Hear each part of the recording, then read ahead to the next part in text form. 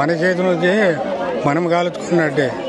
కాంగ్రెస్ ఏం చేస్తుంది ఏంటంటే అదే ఏదో అర్థం ఆడి రాజకీయాలకి రావాలి, పేదోళ్ళ పొట్ట కొట్టాలి, పేదోళ్ళ మన కావులు కూర్చోవాలి చచ్చినట్టు అని చావగొడుతుండ్రు. మొత్తం ఇక్కడ మొత్తం 3 మంత్రులు ఉన్నారు మీ జిల్లాలోనే.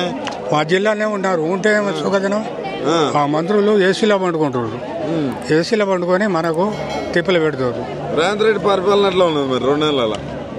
రేవంత్ రెడ్డి కే చెప్పేది ఇప్పుడు ఏది పాపం రైతులు తిప్పలు పడి చస్తుర్రు. ఈ వయసులో కూడా వచ్చి ఇక్కడ వీళ్ళతో ఉంటున్నావా?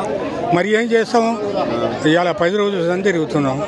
చచ్చిన పెనుగడ కూర్చున్నాం. పంట పండపోతే పరిస్థితి పండదు. రైతులు తినరు పాపం. ఏం అది మళ్ళీ వేస్తారా ఓట్లు? ఇంకేం వేస్తాం. అయిపోయి మార్పు అన్నారు. ఆ మార్పే ఇప్పుడు మనకు తెర్లు చేసింది. ఆయన పాపం చెప్పిండు గో మోసపోబు కాగిరిరా గోసపడతారని చెప్పిండు. ఆయన చెప్తే మార్పు అని వీళ్ళే ఎవరు చెప్పారు? కేసీఆర్ చెప్పిండు. చెప్పిన మాట ప్రజలు ఇల్లే మార్పు అంటే రేవంత్ రెడ్డి ఎట్ట ఉంటాడు. ఈసారి రామను చూద్దాం అంతేనా? ఇప్పుడు ఈ సర్పంచ్ ఎలక్షన్లైనా రామను చూద్దాం అంతేనా? రాలేడు. మన చేతిలోకి మనం కాలుచుకున్నట్టే. కాంగ్రెస్ ఏం చేస్తుంది ఏంటంటే అదే ఏదో అర్థం ఆడి రాజకీయాలకి రావాలి, పేదోళ్ళ పొట్ట కొట్టాలి, పేదోళ్ళ మన కావులు కూర్చోవాలి చచ్చినట్టు అని చావగొడుతుండ్రు. మొత్తం ఇక్కడ మొత్తం 3 మంత్రులు ఉన్నారు మీ జిల్లాలోనే. మా జిల్లానే ఉన్నారు. ఉంటే సుఖదినం ఆ మంత్రులు ఏసీలో పండుకుంటున్నారు. ఏసీలో పండుకొని మనకు తిప్పలు పెడుతున్నారు. రేవంత్ రెడ్డి పరిపాలన ఎట్లా ఉన్నది మరి 2 నెలల? రేవంత్ రెడ్డి కే చెప్పేది ఇప్పుడు ఏది పాపం రైతులు తిప్పలు పడి చస్తుర్రు.